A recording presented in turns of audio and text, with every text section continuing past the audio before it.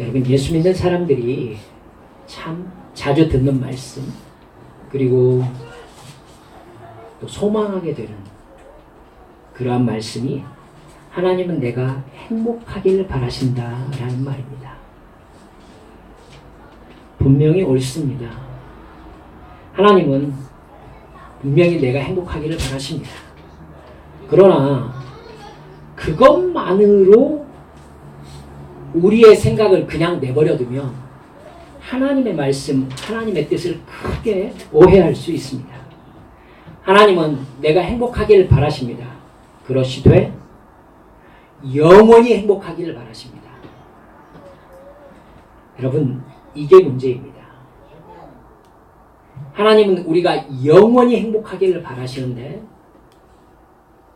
그럼 하나님의 주안점은 어디에 있겠는가? 라고 생각을 해본다면 하나님께서 바라시는 행복의 포인트는 영원한 시간에 있습니다. 이 세상의 짧은 삶, 우리가 죽은 다음에는 뭐 하나님께서 알아서 하실 테니까 그거 내가 굳이 상관할 필요가 없지 않는가? 예수를 믿는 사람이 아닙니다. 하나님께서는 우리가 이 땅에 육체로 존재하는 이 짧은 시간이 영원의 시간을 결정하는 시간이다 라는 정말 중요한 정체성을 말씀하고 계십니다. 여러분, 이게 우리에게 심각한 문제로 받아들여져야 됩니다. 왜냐하면 영원한 행복은 이 세상에서 우리가 누리고자 하는 행복과 반대가 되기 때문입니다. 이게 일치되면 고민이 없어요. 이게 일치되면 뭐 따로 생각할 필요가 없는데, 영원한 행복을 얻는 것과 이 세상에서의 행복을 얻는 것이 여러분 정반대라는 데 문제가 있는 겁니다. 영원한 행복은 천국에서 하나님과 함께 사랑을 나누면서 영원히 사는 영생까지 이어지는 행복, 이게 영원한 행복입니다. 하나님이 작정하신 행복이죠. 이 세상에서의 행복은 내가 바라는 것이 이루어진 만족감입니다. 뭐라고요? 내가 바라는 것이 이루어진 만족감. 내가 바라는 것이 이루어진 만족감이 영생의 행복과 반대가 됩니까? 그렇습니다. 내가 바라는 것이 채워졌다는 것은 내가 다른 사람보다 높아지고 다른 사람보다 더 많이 가졌다는 것을 의미하기 때문입니다. 다른 사람이 나를 높여주고 내가 가진 것으로 다른 사람의 섬김을 받고 다른 사람이 나를 의지하고 내가 그들을 내 마음대로 할 수 있게 되는 것, 이것이 내 만족감의 정체입니다. 좀 지나치다고 생각되십니까? 난 그렇지 않다고요? 잘 생각해 보세요. 하다못해 다른 사람에게 인사라도 받으면요, 인사하는 사람보다 더 행복해하는 것이 인간의 본성이에요.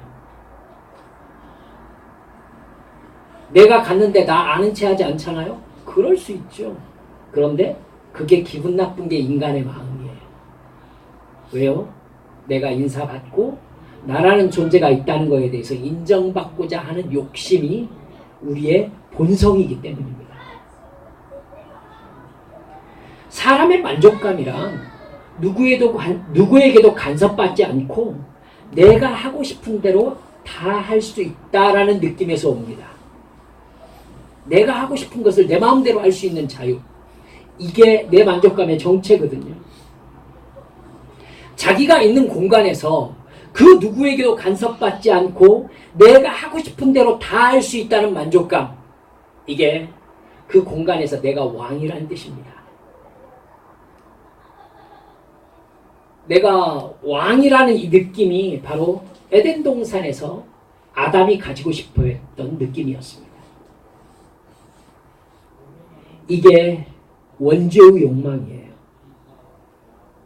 하나님이 나를 만드셨고 나는 하나님과의 관계 속에서 존재하고 나는 하나님의 말씀에 순종해야 하는 존재라는 거, 이게 인간의 본질인데 여러분, 나 스스로 존재하고 싶은 사람에게 이 사실은 아주 불편한 제약이 됩니다. 나는 나 홀로 존귀하고 싶은데, 나는 나 홀로 내 삶을 누리고 싶은데, 내가 따라야만 되는 존재가 있고, 내가 경배하고 인정하고 순종해야 되는 어떤 말씀과 규정이 있다는 건 대단히 불편할 수밖에요. 그런 하나님을 제거해야 내가 내 마음대로 하고 싶은 것을 다 하면서 살 수 있게 되는 것이죠. 그래서 아담은 선악과를 먹음으로써 자기 삶에서 하나님을 제거하려고 마음먹었습니다. 하나님이 만드셨는데 하나님을 제거하려고 했다. 이것은 자기 스스로 하나님이 자기에게 주신 존재의 의미를 거절했다는 뜻이죠. 그렇죠? 하나님이 나를 만드셨을 때는 하나님의 이유가 있어서 만드신 거 아닙니까? 그런데 그 이유를 내가 거부한 거예요. 그러면 하나님 편에서 볼 때에는 만든 존재에 대한 존재 이유가 있어요, 없어요? 없어지는 것이죠. 사라지는 거죠. 그게 바로 죄입니다. 존재 이유가 없어졌으니 그 결과가 무엇입니까?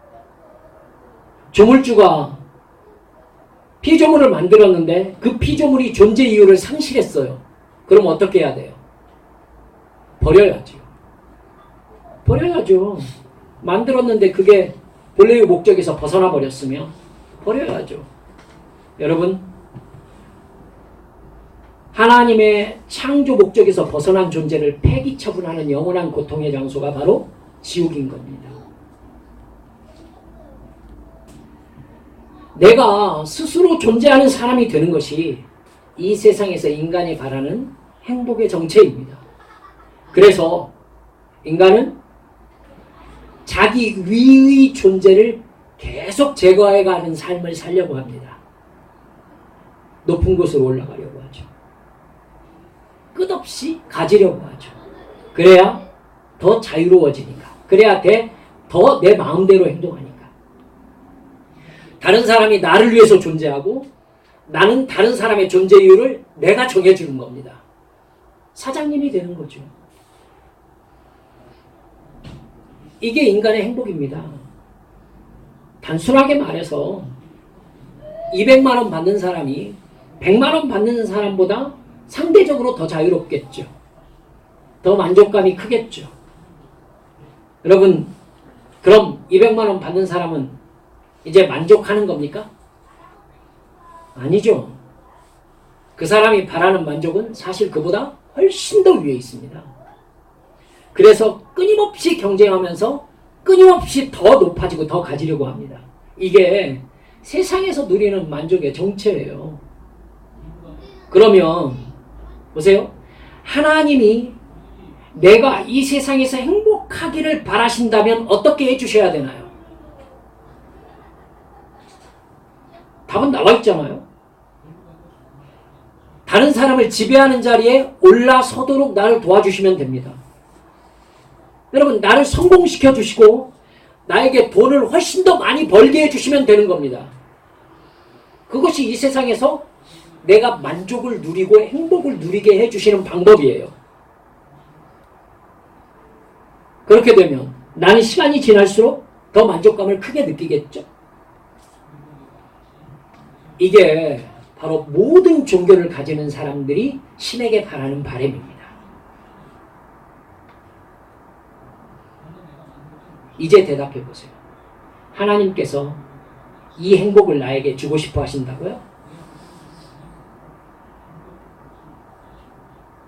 하나님이 나를 행복하게 해주신다고 하면서 내가 바라는 돈을 부어주시고 지위를 높여주신다면 그 사람은요, 시간이 지날수록 점점 더 스스로 존재하는 사람이 되겠죠.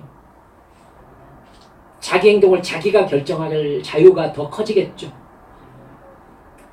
섬겨야 하는 대상이 점점 줄어들겠죠. 섬김을 더 받겠네요. 더 많이 소유했으니 더 즐겁고 재미있게 살려고 하겠죠. 자기가 돈을 가지고 있으니까. 다른 사람을 지배하는 만큼 시간이 더 남겠잖아요. 그럼 그 시간과 남는 돈을 어디에 쓰겠어요? 자기 만족을 위해서 쓰겠죠. 더 즐겁고 더 재미있는 것을 찾겠죠. 집도, 차도, 음식도, 옷도, 자기가 누리는 것도 더 좋은 것을 가지려고 하겠죠. 근데 여러분 가져보셨을 겁니다. 그걸 가지면 잠깐 짜릿하고 좋아요. 새 옷을 사면 기분이 좋잖아요. 머리 하면 기분이 좋죠. 얼마나 가던가요? 여러분 잠깐의 만족감이 있고 그 만족감은 금방 없어진다는 것을 다 알고 있습니다. 그러면 그 사람은 자기가 가진 것으로 더 자극적이고 오래가는 만족을 찾겠죠. 그죠? 그래서 그 사람이 뭐 하게 되겠습니까? 그 돈과 지위로 반드시 성적 쾌락에 빠지게 되어 있습니다.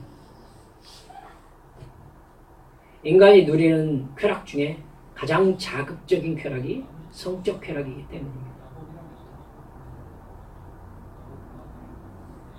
그리고 그것만으로 만족이 안 되는 사람이 마약을 할 것입니다. 그리고요, 참 한번 생각해 보세요. 그러다가 다른 사람을 내가 힘들게 만들면 사람에게 묘한 쾌감이 있다는 것을 알게 되는 때가 옵니다. 이게 지배력이라는 거거든요. 내가 지배해서 어느 누구를 강제할 수 있는 힘을 가지고 있다는 것을 느끼는 이 기분. 이게 상당히 자극적인 쾌락이라는 것을 결국 사람은 알게 돼요. 그 사람은 자기의 영역 내에서 왕이 되기 위해서 갑질을 하기 시작할 것이고 좀 더 나아가면 폭력을 행사할 겁니다. 왜 그러냐고요? 그게 자극적인 쾌락이에요. 알겠어요? 그래서 쾌락이 강해질수록 그 사람은 어떻게 됩니까? 그 쾌락에 중독됩니다. 중독됩니다. 인간을 자기 만족을 위한 수단으로 여기게 되겠죠. 너무한 얘기라고 생각하십니까? 천만의 말씀이에요. 우리 안에 잠재되어 있는 죄성이 바로 그거예요. 그래서 히틀러 같은 사람이 나오는 겁니다. 우리가 생각할 때 말도 안 된다고 생각하지만은 그때 당시의 사람들은 그걸 당연하게 생각했다는 것을 기억하셔야 돼요. 다 바보들만 사셨는 줄 아십니까?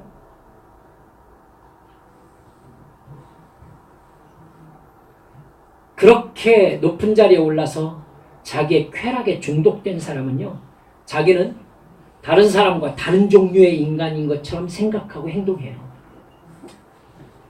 극단적이라고요?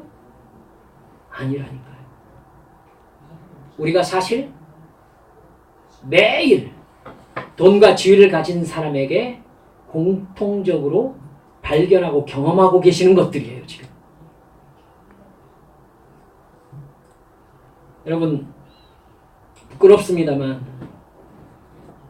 큰 교회 목사님들, 제가 목사니까 얘기를 할게요. 큰 교회 목사님들이 아주 극히 일부의 목사님이라고 여러분께 이렇게 말씀을 드립니다. 큰 교회 목사님들이 부목사나 전도사를 사람이라고 생각하는지 아십니까? 너무 심한가요? 전도사들 사이에 유행한 우스갯소리가 있었습니다. 코끼리를 냉장고에 넣는 방법이 뭔지 아시죠, 여러분? 냉장고 문을 연다? 코끼리를 냉장고에 넣는다? 냉장고 문을 닫는다. 너무나 간단하지 않습니까? 교회는 더 간단합니다. 전도사 시킨다. 끝. 전도사는 못하는 게 없어요. 그 교회 첨탑 꼭대기에서 트리를 다는 사람들이에요. 거기 담임 목사 한 번이라도 올라가는 줄 아십니까? 거기에 그 첨탑 꼭대기까지 이만한 폭의 사다리가 달려있어요. 그 꼭대기까지 올라가서 겨울에 바람 샥 불잖아요. 그러면 첨탑이 살짝 흔들려요. 근데 거기에서 밑에 바라보면서 아무렇지도 않은 척 받아! 하면서 전구 그 전선을 탁 던집니다. 그러면 우리 전도사님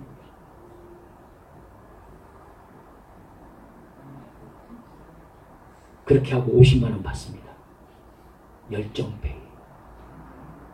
사람이 아니죠. 저는 이런 말도 많이 들었습니다. 나는 부목사나 전도사 때문에 고민하는 담임 목사를 이해를 못하겠어. 자르면 되잖아. 제 면전에서도 들었습니다.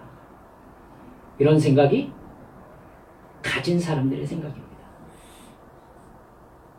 하나님이 누리게 하시는 행복이 그런 행복인가요? 사실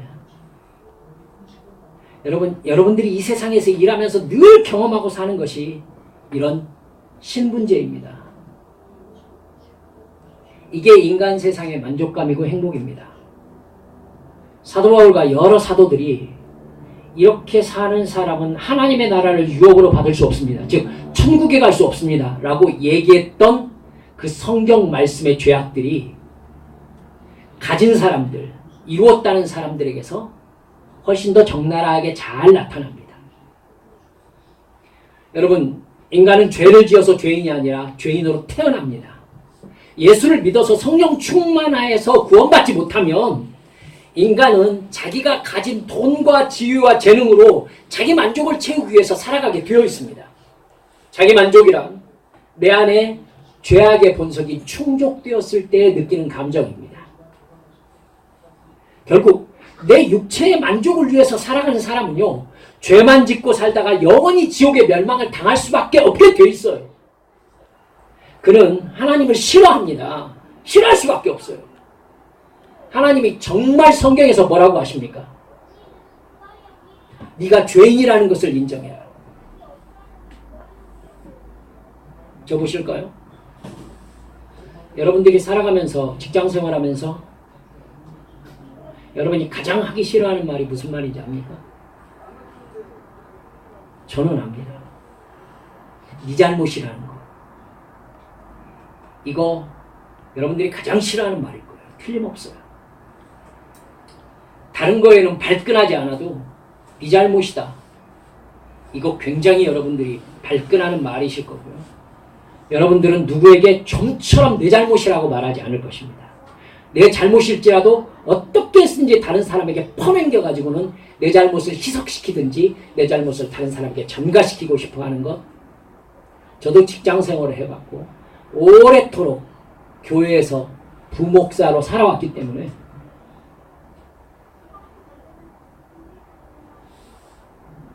어떤 마음으로 어떤 상황 속에서 어떤 이야기들이 오가는지 대부분 알 수 있습니다.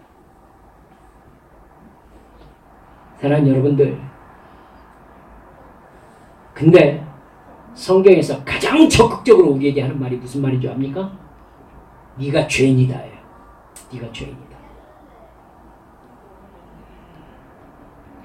너는 늘 더 많이 가지고 싶고 더 높이 올라가서 네가 스스로 존재하려는 욕망을 향해서 움직인다는 것을 너는 인정해라.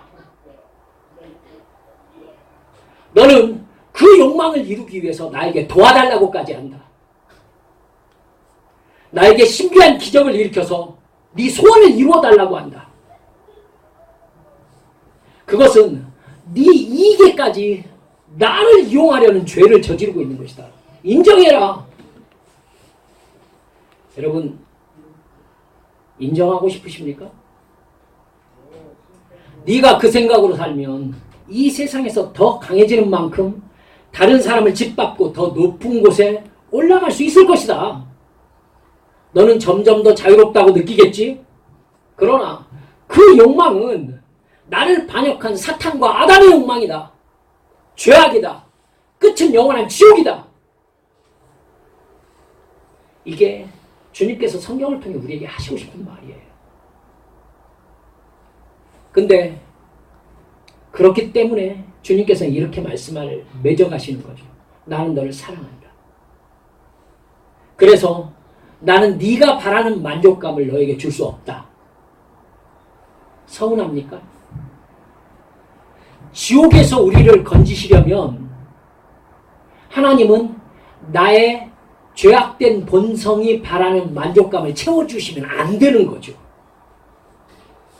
내가 하나님 이렇게 해주세요. 하나님 이렇게 좀 해주세요. 라고 간절히 기도하는 것을 주님께서 우리 눈앞에 딱 쓰셔가지고 지금 네가 나에게 뭘 달라고 하는지를 알고 있니? 라고 주님께서 반드시 물어보셔야 되는 거예요. 너 나에게 뭘 달라고 하고 있는지 너 지금 알고 있어? 그것이 너에게 있는 성령의 소욕이야? 아니면 너의 육체적 본성에서 말미암는 욕망이야? 이렇게 주님 반드시 물어보세요. 그렇게 복잡하게 말씀하지 마시고 그냥 사랑하니까 내가 바라는 거 주시는 거 그냥 자연스럽게 좀 흘러가면 안 될까요? 기독교는 그럴 수가 없습니다. 왜냐하면 육체의 생각은 지옥의 멸망이기 때문에 그래요. 하나님은 우리가 죄악의 본성에서 나온 육체의 소욕으로 간구하는 기도에 응답할 수 없습니다. 응답할 수 없어요. 그걸 채워주면 우리는 금방 내 욕심에 중독되어 가지고 세상 쾌락을 위하여 사는 탕자가 될 겁니다. 이건 내 본성이기 때문에 어쩔 수가 없어요. 주님은 말씀하세요. 나는 네가 아담의 죄를 가진 육체의 본성을 벗어버리고 거듭나기를 바란다. 우리가 정말 좀처럼 잘 안 쓰는 말이 요즘 거듭난다라는 말인 것 같아요. 저는 요즘 이 말이 기도할 때마다 주님의 음성으로 제 가슴속에 꽂혀옵니다. 여러분 구원받았습니까?가 아니라 저는 이렇게 묻고 싶습니다. 거듭나셨습니까? 거듭났습니까 우리? 요한복음 3장 16절은 거듭남을 얘기하는 말씀 아니겠습니까?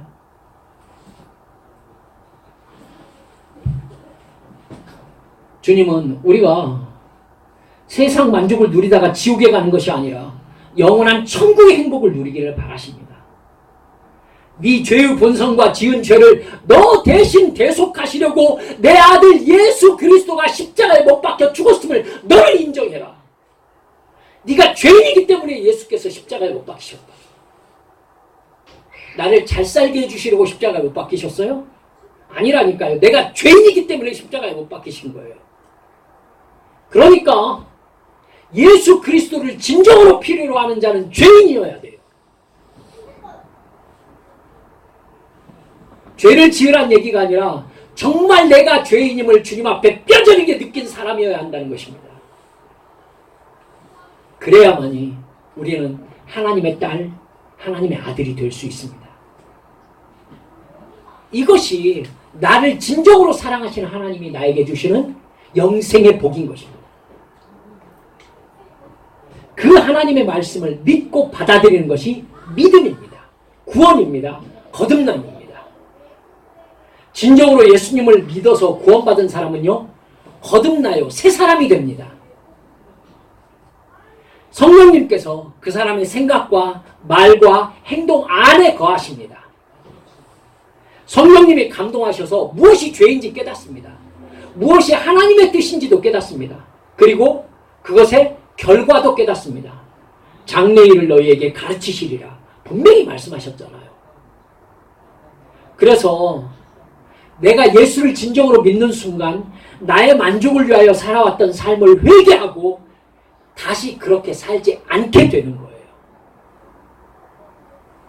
영원한 하늘나라의 행복을 위해서 사는 삶으로 변화되는 겁니다. 예수님 믿으라고 전하는 사람이 되고 성령님께서 깨닫게 하시는 말씀대로 순종하는 사람이 됩니다. 믿음의 공동체인 교회를 세워갑니다. 가난한 사람과 소외받는 사람을 위해서 봉사하게 됩니다. 무엇보다 나를 대신하여서 죽어주신 예수님, 나를 구원하시려고 살아나신 예수님, 부활의 예수님을 사랑하게 되는 겁니다. 여전히 우리는 이 세상의 경쟁 체계 속에서 살고 있어요. 여러분, 이 예수님을 믿게 되었다고 내가 이 세상에 열심히 노력해가지고 돈 벌고 더 높아지려고 하는 이 모든 노력을 중단한다면 이 세상에 살 수 있을까요? 살 수 없죠. 어떻게 삽니까? 내가 다른 사람에게 뒤처지지 않기 위해서 열심히 노력하고 다른 사람보다 더 뛰어나려고 노력을 해야 되고 다른 사람보다 돈 더 많이 벌려고 노력을 해야 되겠죠.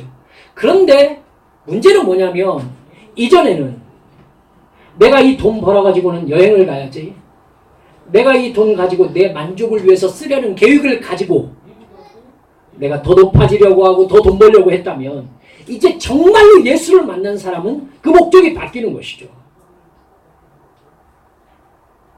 여러분, 그렇게 변화된 삶으로 벌어들이는 돈과 높아지는 지위는 누구를 위하여 사용되는 것입니까? 내가 예수 그리스도의 복음을 전하는 기회를 더 얻으리라. 내가 이걸 가지고서 가난하고 소외받고 힘든 사람을 내가 위로하는 데 내 돈을 사용해 보리라. 내가 하나님의 교회를 세워서 하나님의 교회를 통하여 이 세상을 복음화시키는 시스템을 한번 갖추어 보리라. 사랑하는 여러분들, 이제 변화된 사람은 스스로 존재하는 사람이 되기 위해서 돈을 버는 게 아닌 거죠. 하나님을 섬기고 고통스러운 이웃을 섬기기 위해서, 그들에게 복음을 전하기 위해서, 가난한 이웃을 돕기 위해서 노력하게 되는 것입니다.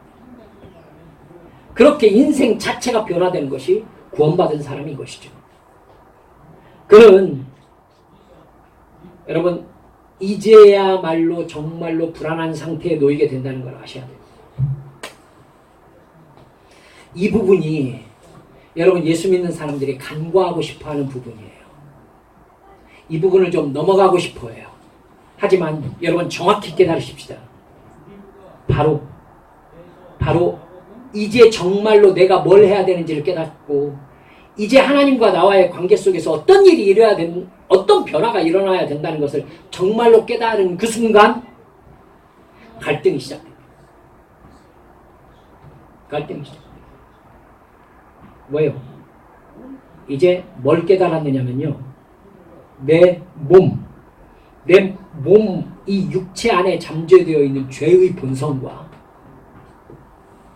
나의 생각과 말과 행동 안에 오신 성령님의 생각이 반대라는 것을 이제 진짜 알게 된 거예요. 이게 진짜 고민인 거예요.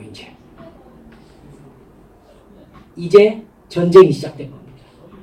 성령님의 생각과 나의 육체의 본성이 전쟁을 하는 것이죠. 이게 바로 갈라디아서 5장 말씀, 그리고 성경의 다이아몬드의 빛이라고 얘기했던 로마서 8장 말씀에 정말 중요하게 언급되는 말씀이 바로 그 말씀입니다. 너희 안에 전쟁이 시작되었다. 이것을 사도 바울은 믿음의 선한 싸움이라고 했어요. 그럴 수밖에 없어요. 죄의 본성은 나에게 아담 때부터 지금까지 피 속에 흘러오는 욕망이에요. 그렇기 때문에 이 욕망을 따라가는 건 너무너무 쉬워요.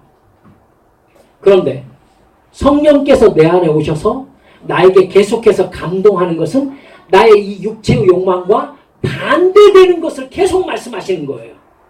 그래서 내가 이 성령의 소욕을 따라가려면 어떻게 해야 돼요? 나의 육체의 소욕을 죽여야 되는 거예요. 성경이 이 부분에 대해서 얼마나 심각한 갈등인지 이 부분을 어떻게 얘기하시느냐면은 너희의 죄된 욕망을 예수 그리스도와 함께 십자가에 못 박았느니라. 너도 예수와 함께 너의 옛 죄의 본성을 못 박아 십자가에 피 흘려 죽였다. 이렇게 정의하고 있어요. 이 정도로 어려운 거예요. 이 정도로. 여러분도 느끼실 거예요. 내가 얼마나 쉽게 분노하는지, 내가 얼마나 쉽게 내 욕심에 빠져가지고는 마음대로 말하는지, 다른 사람을 얼마나 나쁘게 말하는데 익숙한지. 여러분, 주님께서 우리에게 목숨 바치라고 해요? 순교하라고 해요? 아니에요. 그거 고치라고 하거든요. 근데 내 생명 주님께 드리리, 찬송은 엄청 열심히 하는데 다른 사람을 미워하는 거, 그거 하나 고치질 못해요. 내 마음속에서 분노가 올라와가지고 다른 사람 앞에 그냥 아무렇게나 얘기가 쏟아지려고 하는 거, 그거 막지를 못해요.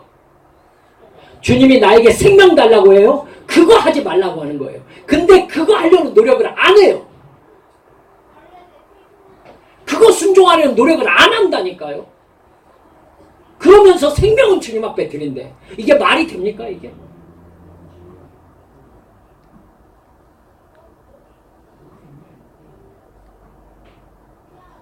자기를 부인한다는 거 쉽지 않습니다.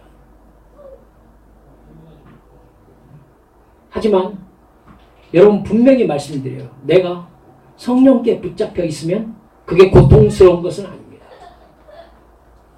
고통스럽지 않습니다. 내가 옛 죄의 본성에 사로잡혀 인식하지 못하기 때문에 죄에 그냥 끌려가는 거예요.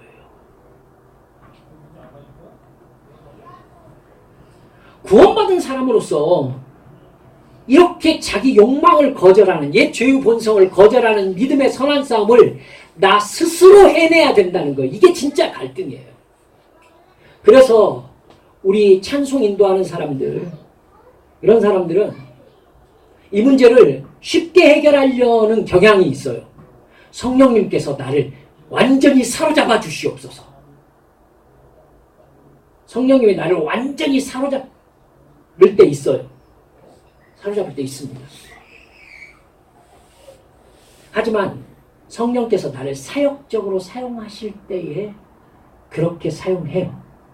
근데 하나님과 나와의 관계에서 하나님은, 성령님은 내가 죄 짓는 자리로 가는 것을 막지 않으십니다. 사실 이 책임을 벗고 싶은 거예요, 우리는. 성령님이 강권하셔서 나를 확 사로잡아서 죄 못 짓게 해주세요.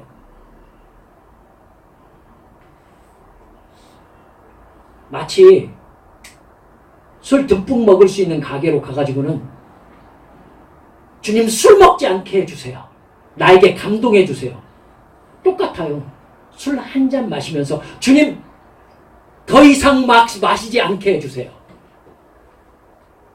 서너 잔 마시고 나서 취하지 않게 해주세요. 이게 지금 신앙이에요, 이게?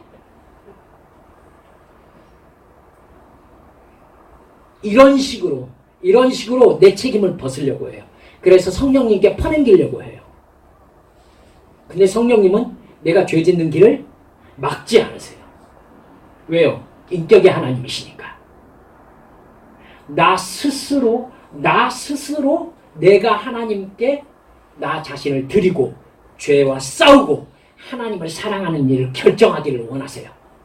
이게 사랑이죠. 강제로 되게 하면 그건 사랑이 아니죠.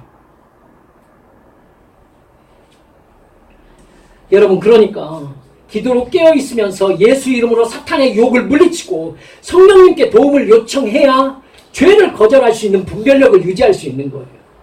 근데 우리 안에 있는 죄성은 언제나 우리를 강하게 붙잡아 끌어요. 본성이니까. 그러니까 이 믿음의 선한 싸움은 우리가 태어나서부터 생명 떠나는 날까지 가장 강력하게 우리 안에서 일어나는 끊임없는 싸움이에요. 이 싸움이 끝날 때가 우리 이 세상에서 눈 뜨고 숨 쉬며 살아가는 동안에는 한 번도 끝나지 않습니다. 이걸 편하게 넘어가고 싶어 해요. 이걸 편하게 넘어가고 싶어 한다고. 그래서 많은 기독교 지도자들이 이 얘기를 안 하려고 하죠. 불편하니까. 듣기 싫어하니까. 여러분, 우리가 성령님을 거절하고 내가 하고 싶은 대로 하는 죄의 본성을 따르면 자유를 얻는 것 같은데 자유가 아니라 내 죄의 본성의 노예가 되는 것이죠. 사탄의 노예가 되는 거예요. 그게 자유가 아니라 진짜 악의 세력, 죄의 세력에 올가미에 걸려 있는 겁니다. 이게 정말 영원한 행복을 잃어버리는 일이 될 수 있는 거죠. 그렇기 때문에 여러분 잘 들으세요. 하나님은 구원받은 사람의 삶을 훈련시키고 천국 백성으로 만들어 가시려고 고난을 주십니다. 하나님이 우리에게 천국 백성을 만들어 가시려고 뭘 주신다고요? 고난을 주신다고요. 경제적 어려움을 주십니다. 가난하게 하십니다. 건강의 문제를 주십니다. 관계의 문제를 주십니다. 왜요? 자기를 부인하고 오직 하나님만 의지하면서 성령 충만을 간구하게 하시려고요.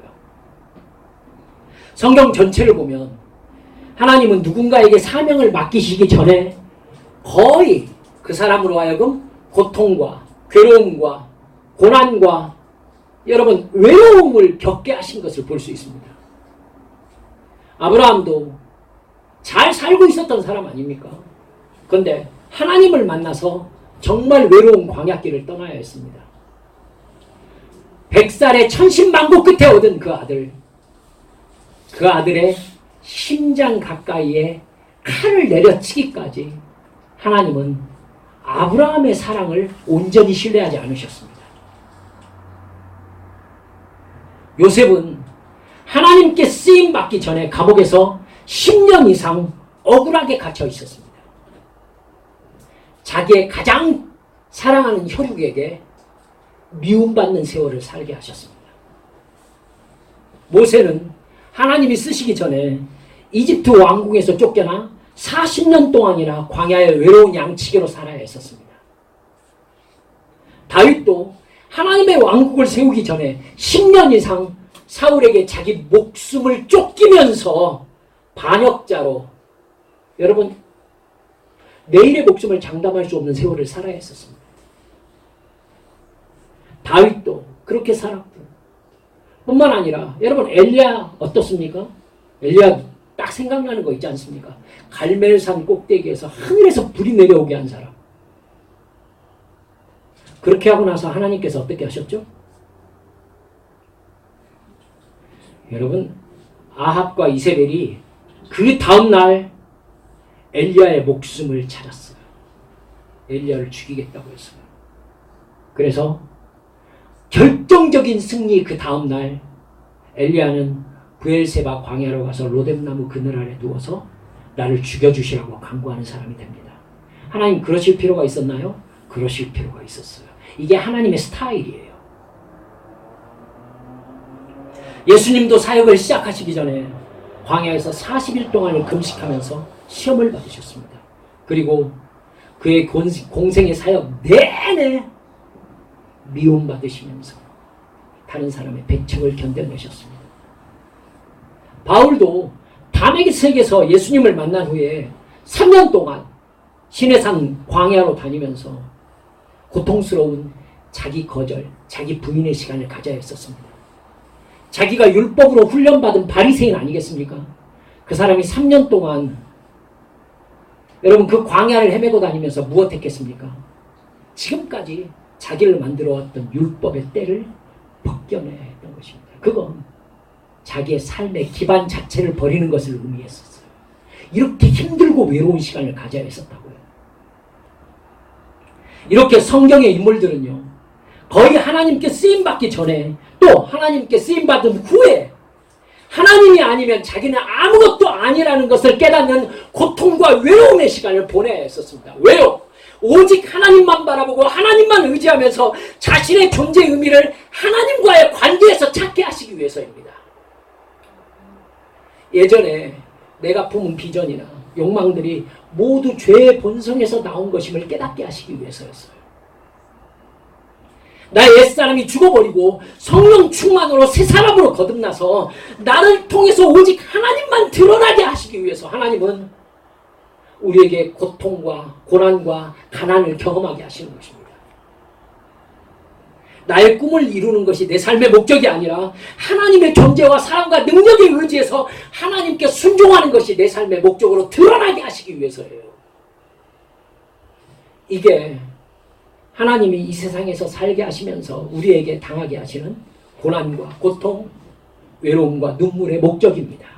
그래서 주님께서는요, 주님을 따르는 사람이 얼마 되지 않았을 때부터 나를 따르는 자는 고난을 받으리라 말씀하셨던 것입니다. 사도 바울은 성령 충만해서 복음을 전하고 병을 고치고 귀신을 쫓아내는 사명을 감당하면서도 심각한 눈병이 있었습니다. 눈병이 아니라 하더라도 심각한 시력 저하가 있었던 것 같아요. 여러분, 갈라디아 교인들에게 쓰는 편지에서는 너희들이 할 수만 있으면 나에게 너희 눈이라도 주고 싶어 했을 것이다 라고 얘기할 정도로 구체적인 상황이 있잖아요. 사도 바울은 자기가 쓴 편지 맨 뒤에다가 내가 친필로 너희에게 이렇게 쓴다 라고 하면서 자기가 직접 쓴 글씨를 첨가해서 넣었어요. 즉 사도 바울 서신은 다 구술을 하고 옆에서 받아 적는 사람이 따로 있었다는 뜻입니다. 그 정도로 눈이 안 좋았어요. 또 오늘 우리가 읽은 대로 사탄의 가시라고 할 수 있는 난치병이 있었습니다. 이것을 간질이라고 말하는 사람들도 많다고 여러분께 말씀을 드렸었습니다. 바울은 이 병을 고쳐달라고 하나님께 간구했습니다. 그런데 하나님 오늘 말씀에서 뭐라고 하십니까? 내 은혜가 너에게 충분하다. 뭐가 충분한데요? 내 은혜가 너에게 충분하다. 내 능력은 약한 데서 완전해지기 때문이다. 이렇게 말씀하십니다. 바울은 그 말씀을 듣는 즉시 자기에게 난치병이 있다는 사실을 감사하면서 기뻐하면서 심지어 자랑하겠다라고 이렇게 성경이 말씀하고 있습니다. 이게 있으므로 자기가 더욱 하나님을 간절히 사모하고 영적으로 깨어있는 사람이 될 수 있다는 사실을 깨달았다는 것입니다. 그렇게 내가 육적으로 연약하고 괴로운 상태가 오히려 하나님이 나를 쓰시기 가장 적당한 상태라는 걸 깨달았다는 것입니다. 가장 겸손한 상태? 하나님 아니면 아무것도 아닌 상태. 성령 충만 아니면 아무것도 못하는 상태. 고아와 과부와 가난한 자와 나그네와 같은 상태일 때에 나에게서 하나님의 은혜가 은혜로 드러날 수 있다는 것을 깨달았다는 것입니다. 하나님의 능력이 가장 강하게 역사하는 것은 내가 가장 연약할 때라는 것입니다. 인간은 자기가 강한 만큼 자기 힘으로 일하기 때문이라는 것입니다.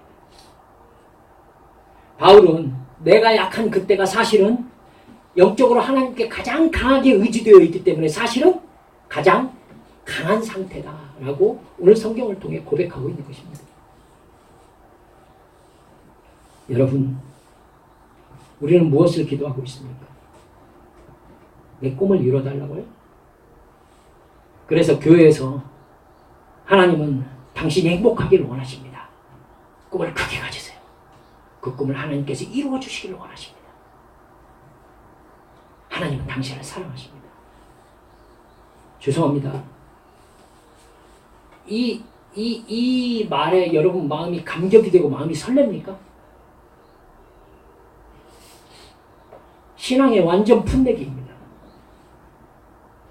초짜 운전입니다.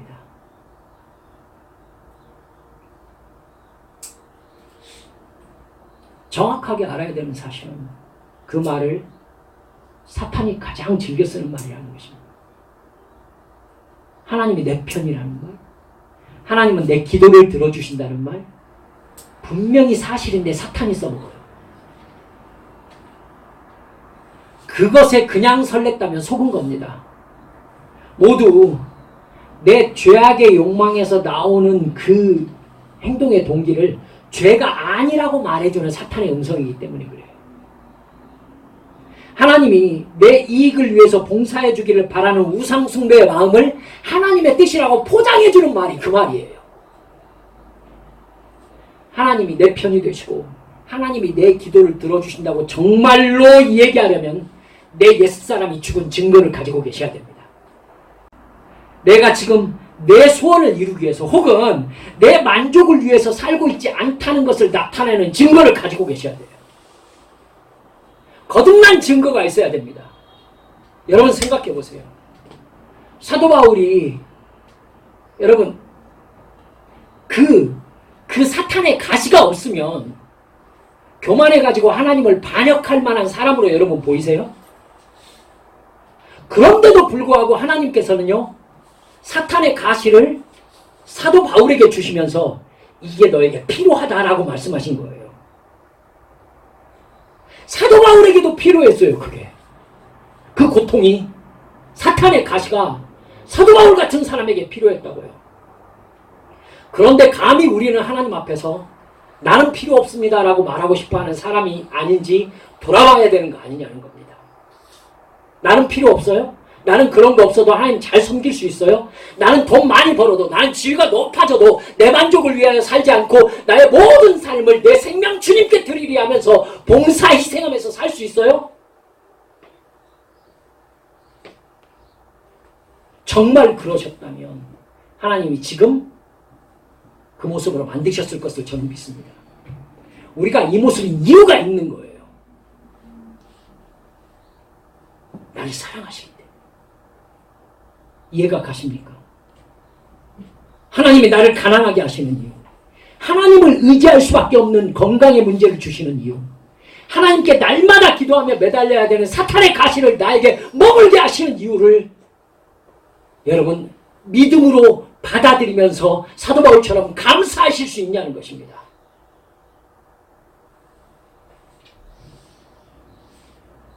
여러분 우리는 거듭나서 옛사람이 예수님과 함께 십자가에서 죽은 사람이 되었는지 한번 돌아봅시다. 죄를 거절하며 자기를 부인하고 십자가를 지고 주님을 뒤따르는 삶을 진정으로 살고 있는지 한번 돌아봅시다.